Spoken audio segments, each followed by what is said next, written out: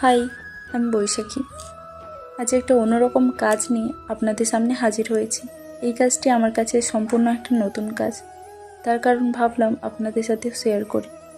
প্রথমে একটি বোর্ড নিয়ে নিলাম এবং তাতে একটা নিজের পছন্দ মতো ছবি এঁকে নিলাম। আর এই পুরো ছবিটা যাতে একটা 3D লুক দেয়, তার জন্য আমি এখানে পুরো আউটলাইনটা ক্লে দিয়ে করার চেষ্টা করেছি। পুরো আউটলাইনটা করে নেওয়ার পর এখানে আমি ফেব্রিকের হোয়াইট কালার দিয়ে পুরো বেসটা কমপ্লিট করেছি, যাতে কালারগুলো ফুটে ওঠে।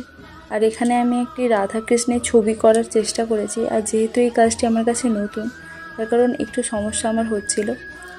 আপনাদের আমার এই পুরো কাজটা কেমন লেগেছে অবশ্যই কমেন্ট করে জানাবেন। ভালো থাকবেন, ধন্যবাদ।